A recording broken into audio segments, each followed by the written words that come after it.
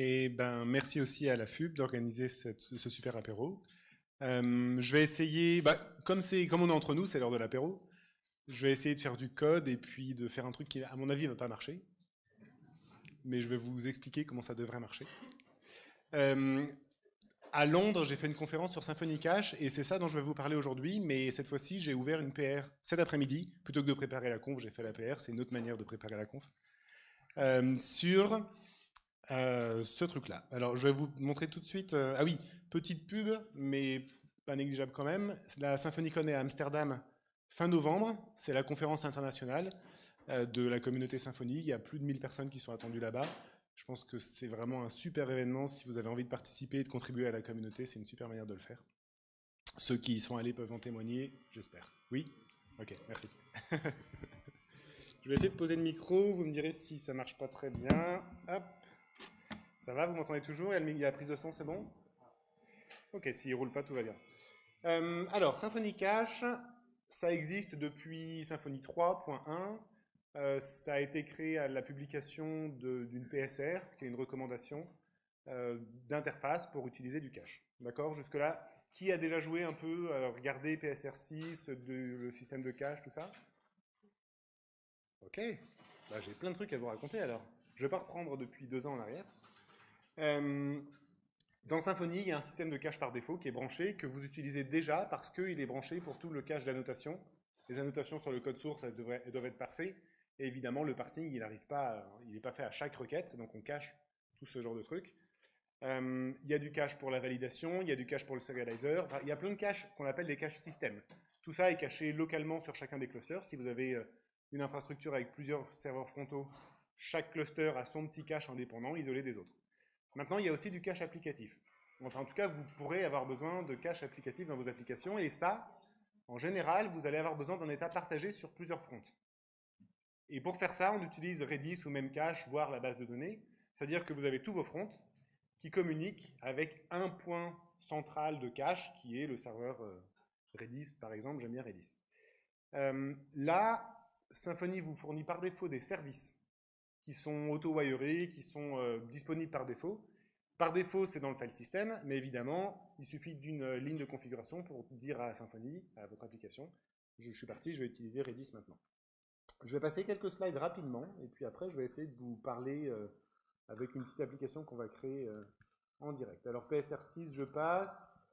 Ça aussi. Ça, c'est PSR6, d'accord? Donc, PSR6, vous obtenez il y a un service qu'on implémente qui propose toutes ces petites méthodes, donc has, get, delete, save et commit et clear, pour checker si une clé de cache est présente dans le back-end, la récupérer, la valeur associée, la supprimer, sauvegarder une nouvelle valeur en face d'une clé, commit c'est pour enregistrer plusieurs valeurs d'un coup, et puis clear pour vider le cache. Ça va? Ensuite, il y a une petite spécificité dans le PSR6, il y a un petit peu d'engineering autour de design logiciel, on va dire, autour de cette interface, c'est que get retourne un cache item interface. Un cache item interface, bah, c'est pas la valeur que vous avez mise en cache, c'est un objet, un truc qui décore la valeur dont vous avez vraiment besoin, celle que vous avez mise en cache, le retour d'un call API par exemple.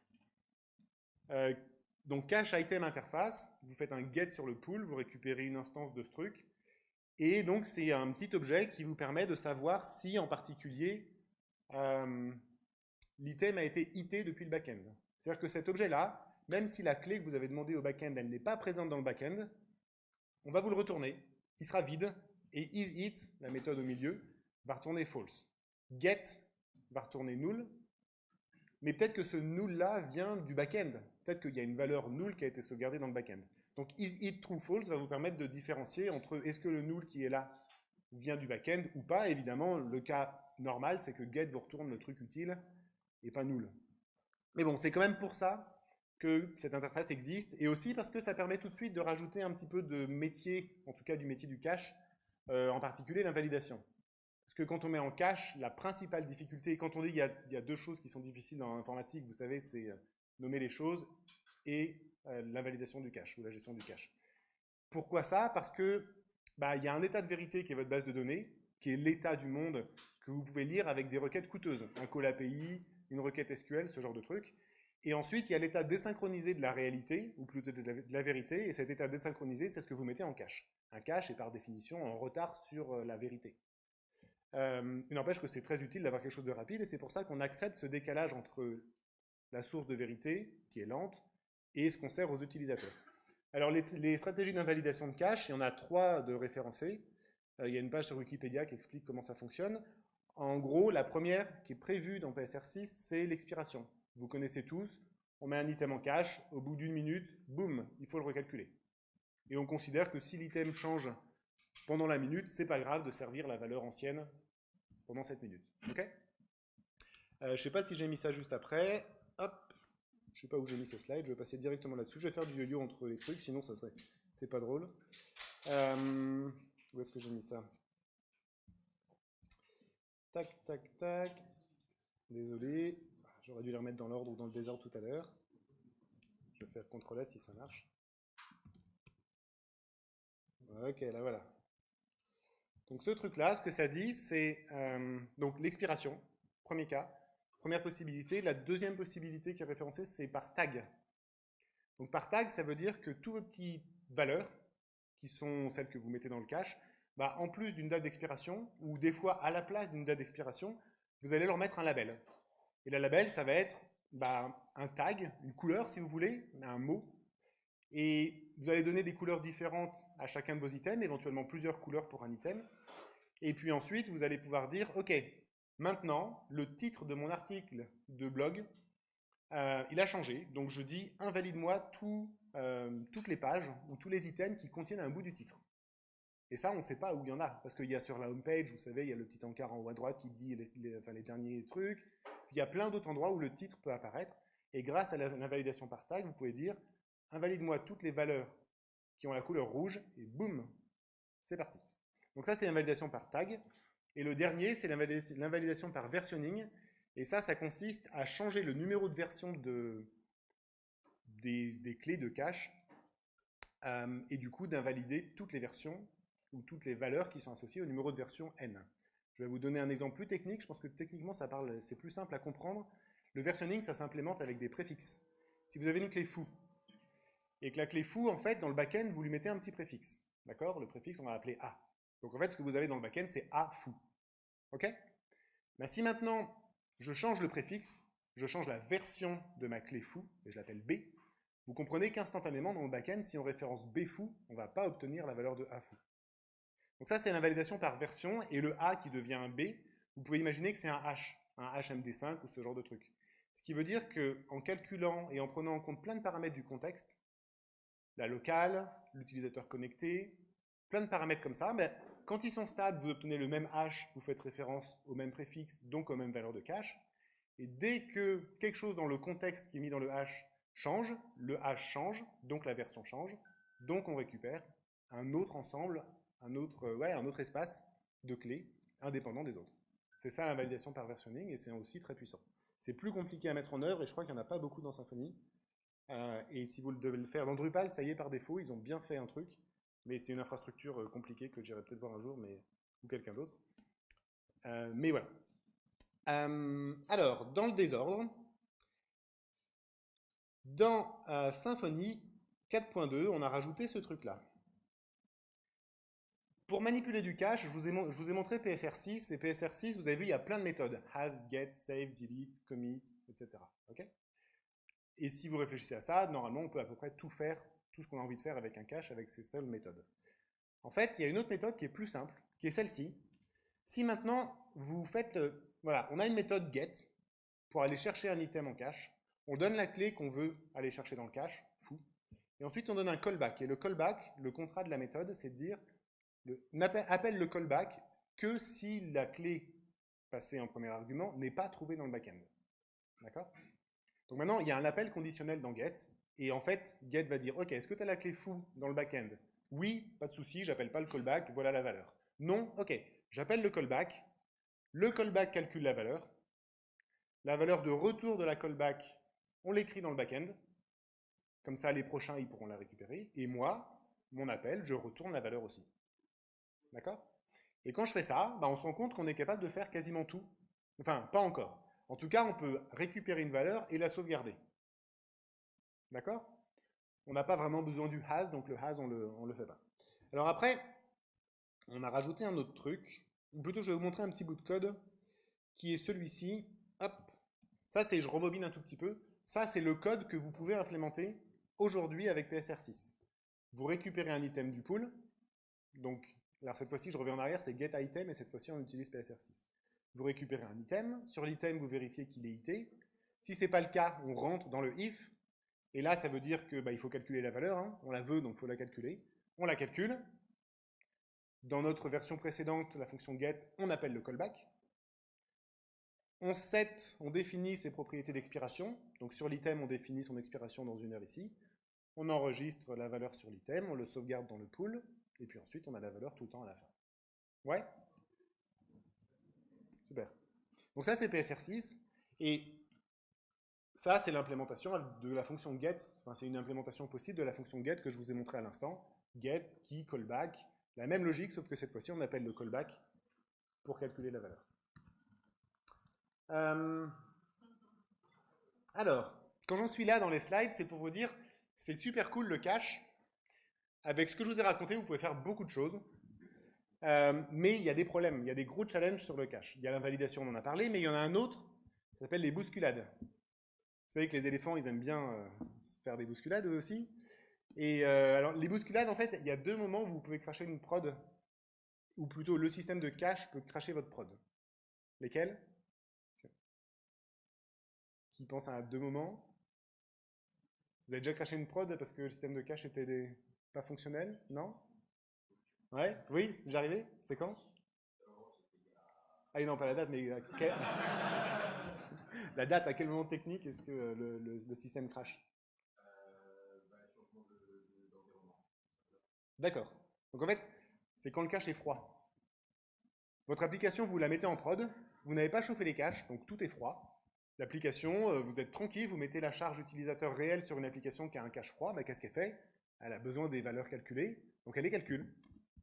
D'accord? Et vous avez 20 frontaux, et sur chaque fronto, vous acceptez 50 utilisateurs en parallèle. Ok? Donc vous avez 20 fois 50 process qui calculent la même valeur, qui font les mêmes, mêmes requêtes à la base de données derrière. Autrement dit, la base de données, elle explose. Votre CPU de tous vos frontaux, il explose, il fait 50 fois la même chose, fois 20 plus la base de données qui se prend tout ça dans la figure. Et ça, il y a des mises en prod qui crashent juste à cause de ça. Donc, stratégie pour se protéger contre les cache stampede. Cache stampede, c'est le terme anglais. Vous trouverez dans Wikipédia, je vous donne ce mot parce que dans Wikipédia, il y a une page qui s'appelle cache stampede. J'ai été la lire en essayant de bosser sur ce sujet parce qu'il y a des bons tuyaux, je vais vous montrer après. Alors, une idée? Comment vous feriez pour éviter ce truc-là? Ouais? Pardon? Ouais, on peut chauffer le cache. Ça, c'est une stratégie. On peut chauffer le cache. Une autre? On peut mettre un lock, ouais. On peut mettre un verrou. Ouais. Alors, le verrou va marcher. Le verrou va fonctionner très bien. Et quand on a un cache froid, il n'y a pas tellement d'autres stratégies, en fait. Alors, effectivement, il y a la stratégie de préchauffer. Mais imaginons qu'on n'ait pas la préchauffe, parce que ça peut arriver. Comment on fait pour qu'un système soit résilient alors qu'il n'y a pas de worker ou de stratégie de chauffe, de préchauffe? Ben, on met un lock. Au moins là, on est sûr que le lock va sauver les pots cassés. Donc le lock, qu'est-ce qu'il va faire? Ben, on va en mettre un lock par frontal. Donc au lieu d'avoir 50 process sur le frontal, enfin sur chacun des frontaux, on va avoir un process qui lock tous les autres, lui il calcule la valeur tranquillou, les 50 autres attendent qu'il ait fini de calculer, et puis une fois qu'il a fini de calculer, il prend la valeur, tout le monde la sert, c'est terminé. D'un point de vue expérience utilisateur, on n'a pas craché la prod, et surtout, il y a un truc qui n'a pas changé, c'est que si on n'a pas craché la prod, tous les utilisateurs ont aussi tous attendu. D'accord? Mais au moment du démarrage, il faut bien calculer les valeurs. Donc c'est pas très grave. D'un point de vue base de données, ce qui se passe, c'est qu'elle se prend 20 requêtes en même temps, une par frontale, elle est sizée pour ça. Sinon, c'est pas la bonne base de données, sinon ça sert à rien d'avoir 20 photos. Donc on est bon, la prod est correctement réglée, on est capable de tenir cette charge. Le log fonctionne très bien. Et c'est à peu près la seule stratégie automatique qu'on peut mettre en place dans cette situation du point de vue du système de cache. Alors il y a un autre moment où vous allez cracher la prod. J'enlève le lock. Il y a un autre moment. C'est dans une heure. Parce que dans une heure, tous les items vont expirer en même temps. Ou plutôt, une valeur donnée va expirer, puisque c'est dans une heure qu'elle expire, et tous les frontons vont la redemander en même temps parce que vous avez de la charge, vous avez une application, des utilisateurs, du succès, et donc à ce moment-là, bah, la valeur qui permet de calculer l'home page, elle n'est pas en cache parce qu'elle vient d'expirer, et tout d'un coup, comme au début, tout le monde a besoin de cette valeur, donc tout le monde la calcule. Bim, même problème qu'au début. D'accord? Alors le log va fonctionner. Le log va fonctionner, ça veut dire que toutes les heures, vous avez 50 fois 20 utilisateurs qui attendent que la valeur soit recalculée. Ça va? Vous êtes d'accord? C'est ça qui se passe. Non, c'est pas ça qui se passe? Ah oui, c'est pas terrible. Bon, le log nous a sauvés, la prod elle tourne. Et puis si on regarde d'ailleurs les courbes de temps de réponse et les percentiles de temps de réponse, on va peut-être se dire tout va bien. Tout va bien parce que mon percentile de temps de réponse, il est en dessous des 100 millisecondes. Parce que le pourcent du percentile, là, c'est-à-dire que vous avez 99% des requêtes qui tournent en dessous de 300 millisecondes. Mais en fait, il y en a une sur 100, c'est-à-dire une par heure, enfin, en gros, 50 fois 20 par heure, qui, elles, prennent peut-être 3 secondes, parce que c'est peut-être 3 secondes le temps qu'il faut pour calculer la valeur, voire plus. Je suis pas sûr que ce genre de métronome-là, on a envie de les mettre dans nos applications, donc c'est bien d'essayer d'en sortir. Donc le lock nous protège du crash, mais comment on fait maintenant pour s'en sortir sur un vrai système que ça n'arrive pas en prod, ce genre de truc? Comment vous feriez? Une idée? J'en ai des propositions à vous faire, vous inquiétez pas. Mais comment? En décalant les dates d'expiration. Ouais. Alors ça, c'est quand on a plusieurs items. C'est-à-dire que quand on a plein d'items, on a 10, et en fait, au lieu de mettre une heure, on met une date différente d'expiration, bah, ils vont tous décaler un tout petit peu, donc ils vont pas tomber tous en panne en même temps. Maintenant, si tu considères qu'un seul item à la fois, et si celui-ci, il y en a besoin pour les 10 frontons en même temps, lui, tu peux pas décaler sa date d'expiration. Enfin, si tu la décales, ça va pas résoudre le problème. Une autre proposition, mais c'est bien, c'en est une bonne. Et puis on va aller dans cette direction, en fait. Une autre? Ouais? Les chauffer avant que ça soit expiré, c'est pas mal, ça. Donc il y a une idée, c'est de mettre un cron. On fait un truc, on met un petit process en tâche de fond, et en tâche de fond, de façon périodique, bah, ça recalcule la valeur, ce qui fait que les frontaux, ils ont tout le temps une valeur fraîche à servir. C'est pas mal. Et ça va marcher, en fait. Ça a bien marché. Ça a un défaut, c'est que ça vous demande du boulot. Ça demande du boulot d'avoir un worker et un cron. Je ne sais pas si vous avez dans votre infra des workers et des crons, mais ce n'est pas le cas sur tous les sites. Il y a des sites simples, on n'a pas trop envie de s'embêter avec ça. S'ils servent du contenu, avoir un worker pour recalculer des valeurs en tâche de fond, bah, c'est de l'infrastructure, c'est du DevOps, c'est des trucs à maintenir, à monitorer, enfin voilà, ça coûte. Donc ça marche très bien. Une autre idée? Ouais? Ouais. Donc après, il y a la stratégie qui consiste à dire, quand c'est la même stratégie dont tu parlais tout à l'heure, qui est de dire on va décaler les dates, on va expirer avant la date d'expiration, en fait. Mais ça, on va le faire pour une clé donnée. On va calculer un nombre aléatoire pour tous les frontaux, d'accord? Et à chaque fois qu'on a besoin de la clé foo, on va non seulement récupérer la valeur, mais aussi on va calculer le temps restant avant expiration. On va le multiplier par une constante enfin par un nombre aléatoire plutôt, d'accord, entre 0 et 1. Et si la multiplication des deux nombres est en dessous d'un seuil, on va dire OK, on a tiré un nombre suffisamment petit en termes de probabilité pour considérer que la date d'expiration finalement c'est maintenant. Et il y a un seul frontal qui va avoir ça. C'est-à-dire de façon probabilistique, statistique, on va tirer, tous les frontaux vont tirer en permanence des nombres aléatoires, et de temps en temps, il y en a un qui va dire ah, moi j'en ai tiré un suffisamment petit, je considère que la valeur est expirée. Moi tout seul dans mon coin. Donc lui, c'est parti, il recalcule sa petite valeur. Et tous les autres, ils continuent à servir la valeur, elle est encore bonne.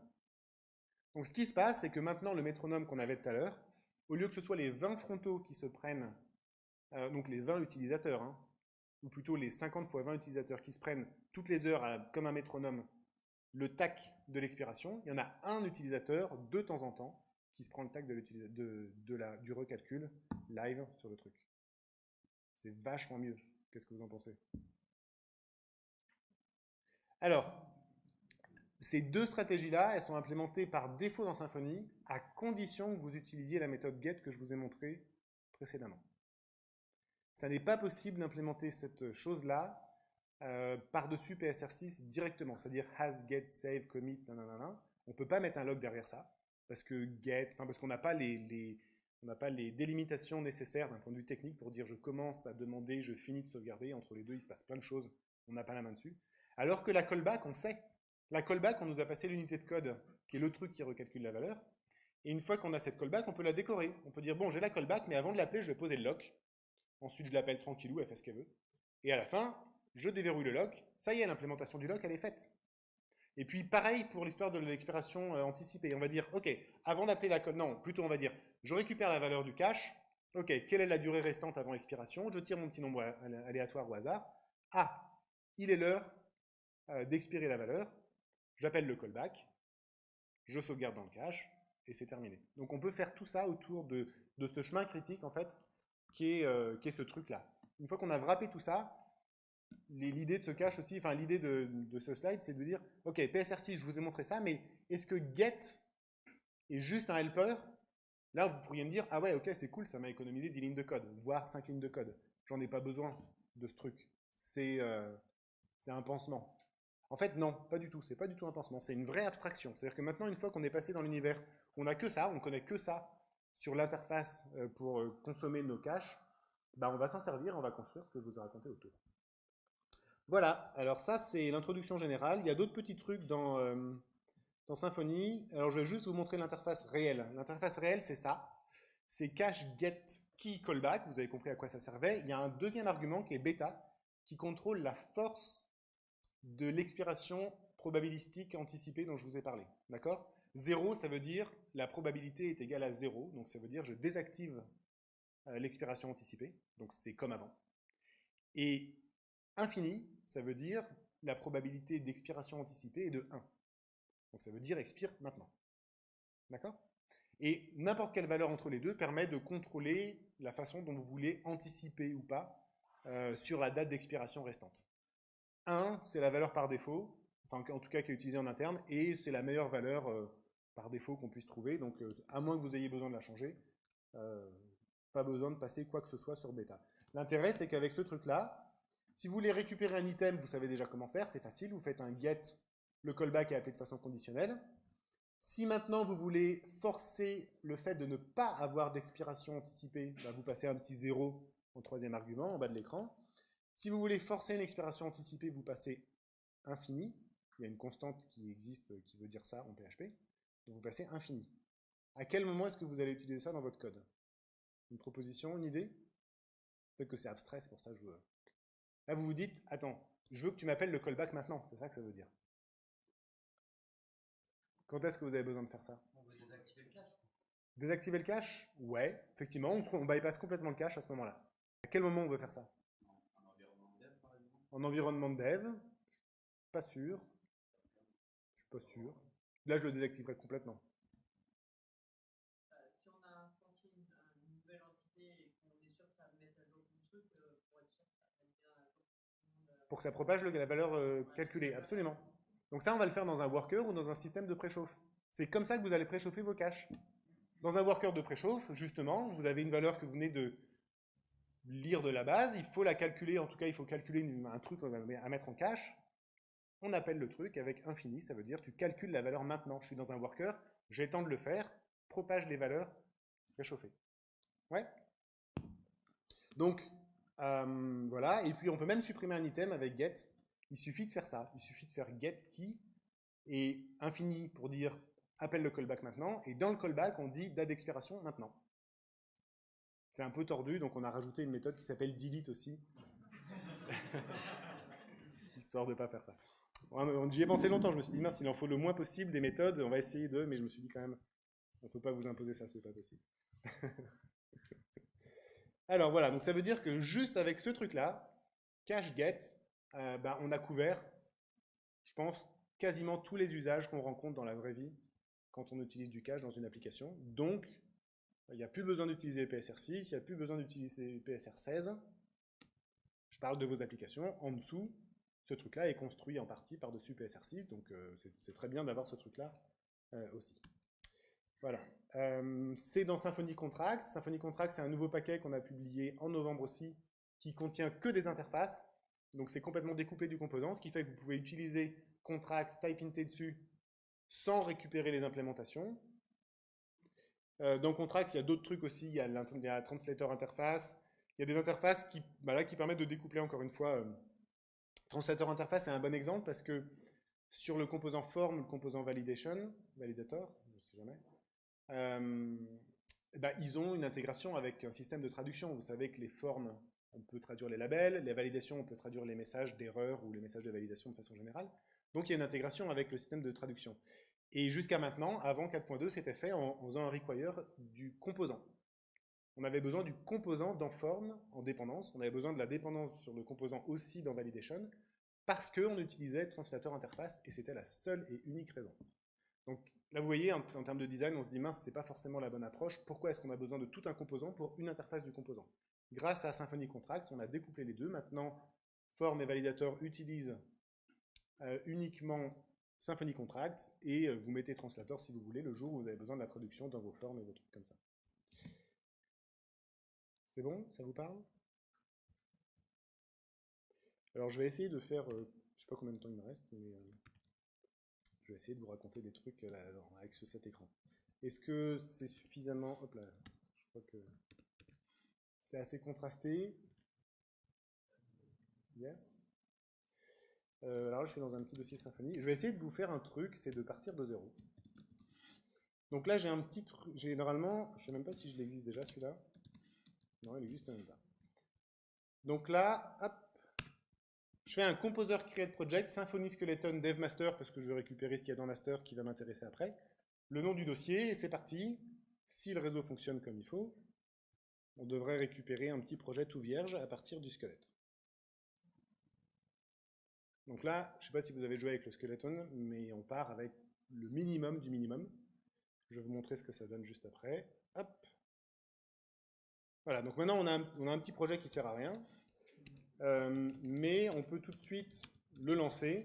J'utilise alors Symfony Serve, donc là le binaire Symfony en Go, qui va me mettre qui va me lancer un serveur web HTTP2, tout ce qu'il faut, qui va parler en FPM à PHP derrière, ce qui est vachement mieux que PHP-S. Je peux aussi utiliser PHP-S, pardon. Et d'ailleurs, on le met ou pas là-dedans? Non, on dit Composer Require Server. Enfin, on pourrait le mettre. Mais en tout cas, Symfony Serve va me simplifier la vie ici. Donc c'est parti, je vais utiliser ce truc-là, j'ouvre le lien. J'ai mon application qui me dit coucou, elle sert à rien évidemment, mais il y a cette petite page qui me dit que j'ai un projet qui marche. Ok. Je vais le laisser tourner en tâche de fond. Je vais passer ici. Je vais faire d'autres petits trucs. Je vais faire un require. On va rajouter la debug toolbar. Je sais que je vais utiliser un contrôleur par annotation, donc je vais mettre ça. Je vais utiliser maker pour faire un petit contrôleur. Et puis je vais mettre twig parce que c'est plus sympathique d'avoir un petit peu de HTML pour afficher des trucs.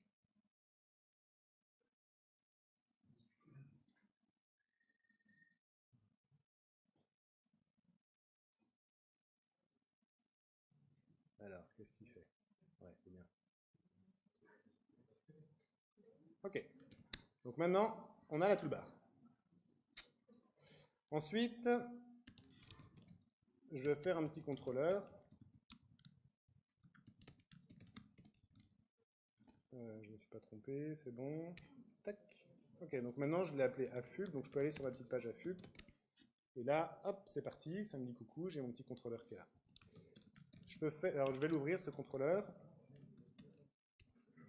Voilà, alors je vais vous montrer comment... ici, on est dans notre petit contrôleur, on va aller voir ce qu'il est. Donc ça, vous connaissez la fonction dump, sinon c'est l'occasion, prenez des notes. Donc voilà, donc là on voit qu'on est dans un petit contrôleur, affub contrôleur, il contient un truc qui est un service locator, c'est pas très intéressant, enfin c'est pas que c'est pas très intéressant, mais c'est pas l'objet aujourd'hui. Je vais faire un truc, c'est que je vais faire un appel à un service qui est un peu lent. Ça y est, c'est fait. Donc ce truc-là maintenant c'est lent. Ouais. Et ce qu'on va faire tout de suite, c'est que on va mettre ça en cache. D'accord? Donc pour le mettre en cache, je vais utiliser, je vais pas m'embêter, je vais utiliser l'auto-wiring et tout ce qui va bien pour...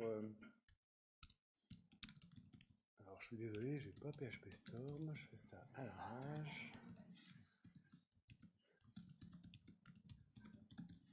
Voilà, donc là j'ai demandé un petit cache qui implémente la cache interface dont je vous ai parlé. Je pourrais le lancer, mais après il va me dire 30 minutes, après ça termine. Ça pourrait être un timer. Voilà. Donc là maintenant on a un truc qui s'appelle un traceable adapter qui contient à l'intérieur un file system adapter. Là, c'est l'auto-wiring qui fait ça par défaut. Il y a le service cache.app qui est disponible dans Symfony, qui par défaut utilise le file system parce qu'on ne peut rien mettre d'autre par défaut, et qui donc tout de suite nous permet de mettre ça en cache. Donc c'est parti, on va l'utiliser. On va dire cache, get, on va l'appeler foo, parce que voilà. Ensuite, on va dire ce truc-là, on va lui passer. Donc ça, c'est ma callback qui va calculer et me retourner la valeur. Ce que je vais faire, c'est que voilà, l'appel est lent, et en fait, voilà, ce que ça fait, c'est que ça me retourne un petit nombre aléatoire au bout d'une seconde. Ok, ça, c'est le résultat de mon call. Et donc, en fait, ici, ma valeur, elle est là. Hop. Et là, ce que je vais faire, c'est que je vais la mettre tout de suite ici, ça va être plus facile. Si je fais ça, qu'est-ce qui va se passer? Il va mettre en cache pour une durée indéterminée. Donc, je vais tout de suite rajouter un truc, c'est une expiration sur... Voilà, on va dire qu'au bout de 5 secondes, ça expire. Ok? Donc là, c'est parti, on actualise, on attend une seconde, c'est bon. Et ensuite, juste après, ça va vite. On n'a pas à attendre, le temps est marqué en bas. Hop, 1 seconde, 39 millisecondes, on réactualise, et vous allez voir, comptez 5 secondes dans votre tête, mais au bout d'un moment, il va falloir recalculer la valeur. Voilà. Ok? Je vous ai pas menti, ça fonctionne. Alors, je vais vous montrer d'autres petits trucs. Là, jusque-là, ça va, c'est facile au sens où c'est rodé, quoi. Je vais vous montrer un autre petit truc, parce que c'est aussi le thème. C'est qu'on peut définir des cache pools voilà, dédiés. On peut aussi reconfigurer les cache pools. Il n'y a pas un truc qui s'appelle cache déjà? Si. Ok, donc là-dedans, ça nous raconte des trucs. Et un des trucs que ça nous dit, c'est que si on a Redis, il suffit de dire dans la configuration que pour cache.app, on va utiliser, enfin que pour le cache applicatif, on va utiliser Redis comme backend, et qu'on va se connecter à Redis sur le localhost. Donc je vais basculer là-dessus. Je vais vous mettre un petit dump du cache ici pour qu'on sache de quoi on parle. Hop. C'est bien, vous avez les clics en même temps. Donc là maintenant, vous voyez, on a Redis. Ça a pris une seconde, et si j'actualise juste après, on est en dessous de la seconde, on est à 11 millisecondes. Parce que j'ai un serveur Redis qui tourne en local, hein, évidemment. Si vous vous posiez la question. Donc je vais continuer à utiliser Redis, c'est sympathique. On peut aussi faire un truc, et vous en aurez peut-être besoin dans vos apps, donc sachez que c'est possible. C'est de créer un pool dédié, avec un espace de nommage complètement dédié, ce qui fait que la clé foo ne va pas entrer en collision avec le même nom dans un autre sous-système de votre application. Donc je vais laisser celui-ci comme ça. Et puis ici, bah, en fait, il suffit de déclarer le nom d'un pool, donc c'est le nom d'un service. Donc là, on va appeler ça l'afup cache. Ok? Donc là, j'ai déclaré un nouveau service, il s'appelle afup.cache.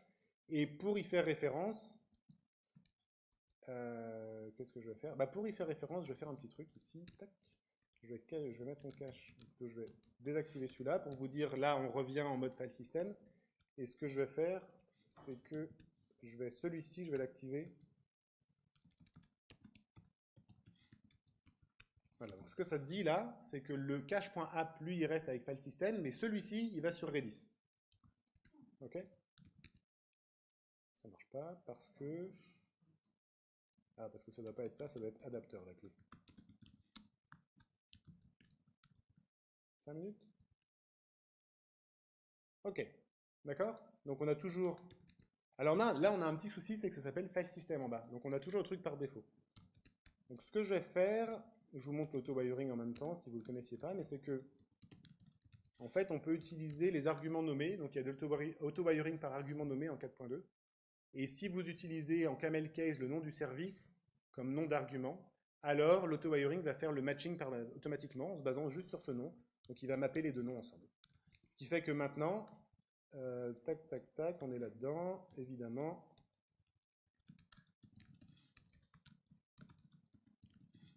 Voilà.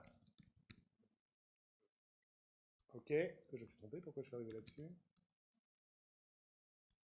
Voilà, on a Redis derrière. Bon, super. En quelques minutes, je vais faire un coup de bluff, je vais changer d'application. Là, je vous ai montré les trucs de base, comment on utilise le cache. Ensuite, je vais passer sur une autre application qui est ici. C'est serve. Hop.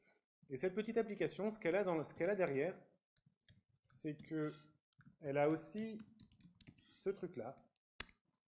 C'est-à-dire que là, j'ai un worker que je viens de lancer, donc c'est une commande. Hein. Donc cette commande, elle est connectée à un serveur AMQP, que j'ai aussi en local. Hein. Et elle attend qu'il y ait des messages qui arrivent pour processing. Ensuite, dans mon application qui est ici, je vais dans config, je retourne dans mon cache, j'ai plutôt j'utilise le code de l'APR que vous pourrez aller voir, la dernière que j'ai ouverte. Et là-dedans, ce que je fais, je vais dû mettre dans Framework cette fois-ci, c'est que je définis un pool que j'ai appelé test cache, et celui-ci, je lui définis une option qui s'appelle Messenger Bus. Et en définissant Messenger Bus ici dans cette configuration, alors je vais activer une feature et un wiring particulier qui va dire à chaque fois qu'il y a une expiration anticipée, donc à chaque fois qu'on décide de recalculer une valeur avant son expiration, en fait, au lieu de recalculer la valeur maintenant, tu vas envoyer un message sur un bus. Et comme ça, il y a un worker, celui qui tourne là-bas, qui lui va pouvoir faire le boulot. Et comme la valeur, elle est toujours fraîche, le process qui a balancé le message sur le bus, il peut servir la valeur qu'il a déjà. Et de cette façon-là, les utilisateurs ne ressentent jamais aucun ralentissement, à condition qu'il y ait un événement d'expiration anticipée qui soit déclenché, évidemment, avant que l'item expire pour de vrai. Donc ça, c'est censé fonctionner, ça fonctionne, je vais essayer de vous montrer là-dessus. Je vais ouvrir ce truc-là, ça s'appelle pas AFUB, ça s'appelle test, je crois. Comment 8001. Ok, donc là, ce que ça fait, c'est que ça recalcule la valeur. La couleur de fond change en fonction de façon aléatoire, en fonction du moment où on recalcule la valeur. Donc vous voyez, régulièrement, on recalcule les valeurs. Ce que vous voyez aussi, ou plutôt plus difficilement, c'est ça. C'est-à-dire qu'ici, on a... c'est ça que je veux faire. On a un petit worker, et le worker, on voit qu'il a pris un message d'ailleurs. C'est-à-dire que pendant qu'on affichait les pages, il y a un message qui est parti disant tu vas me recalculer la valeur. Et je pense qu'on peut même faire un petit AB là-dessus. Voilà, hop, on va sur 8001. Donc là, ce qui se passe, c'est qu'on fait nos 100 requêtes, et on voit le worker, lui, il travaille. Il a des messages qui lui sont dépilés pendant ces requêtes sur le mode opératoire dont on a parlé. Ok?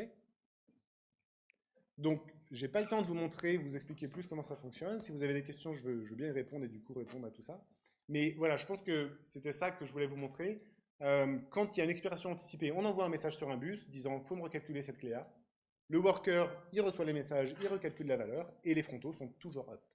Il y a un gros challenge, c'est comment on fait pour balancer un callback sur un bus. Parce que vous faites get key callback, et le callback, bah, il faut dire, ok, ça c'est le truc à appeler pour recalculer la valeur. Donc le challenge, c'est comment résoudre cette équation-là. Si c'est une closure, c'est impossible de mettre une closure sur un bus. Donc en fait, pour l'instant, et je pense que c'est pas si mal, en tout cas, j'ai pas de meilleure idée, et je pense que c'est normal par rapport au domaine, les callbacks doivent être spéciaux pour que ça fonctionne. Le callback doit être un service. C'est-à-dire que si vous passez un service dans l'argument callback, alors on peut sérialiser l'identifiant du service sur le bus, et du coup le worker ayant l'identifiant du service, il dit « Ah, c'est le service Toto, je vais le récupérer du container, et je vais l'utiliser avec la valeur à calculer, la clé, et ensuite le service, lui, va avoir le job de calculer ce truc-là. » Et de cette façon-là, on peut calculer et tout fonctionner, et on a en plus découplé ou forcé le découplage de plusieurs parties de notre application, la partie qui recalcule, la partie qui consomme, et tout va bien. Voilà, j'ai fini ma démo, ou ma non-démo, ou je sais pas. J'ai un truc comme ça là, mais je suis pas sûr que ça soit hyper... c'est pas hyper concluant. Ça c'est la page avec les couleurs de fond. Vous voyez tout ça, c'est la même valeur mise en cache, on voit que les jaunes gagnent, mais voilà. Et je suis pas sûr qu'on puisse en tirer quoi que ce soit, je l'ai créé juste avant de commencer le talk, donc on voit que ça recalcule des valeurs et que ça les sert, et puis que là on a calculé 3 fois l'item d'une seconde, donc c'est pas, on n'est pas à 100% de hit. Je sais pas encore exactement pourquoi, mais voilà, c'est une expérimentation, je vous ai dit au début. Voilà, j'ai fini, merci.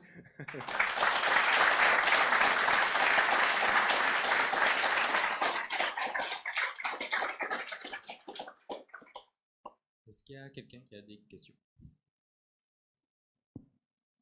On a 5 minutes de questions. Je sais pas, on m'entend ouais, un petit peu.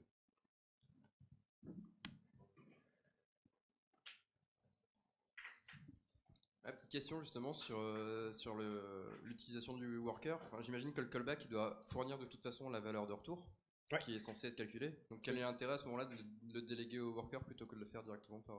C'est que l'utilisateur il attend pas? Bah, il attend. Enfin, si le callback doit fournir de toute façon la valeur de retour, l'utilisateur attend tant que le worker pas alors fini, l'implémentation du callback pour celui qui envoie le message sur le bus, c'est de retourner la valeur de l'item courant qui vient tout juste d'être récupéré du cache. D'accord, donc, ouais, donc la valeur pas fraîche, quoi. Il renvoie la valeur pas fraîche tout en demandant la valeur. Ouais, à part qu'elle est fraîche puisqu'on fait de l'expiration anticipée. Donc comme on est avant l'expiration, quand ça arrive, Ouais. elle est encore fraîche la valeur. Elle n'a pas encore expiré. D'accord, oui, ok. Donc on la sert tout de suite, D'accord. parce qu'on peut la servir. Ok, ça marche. Une autre question?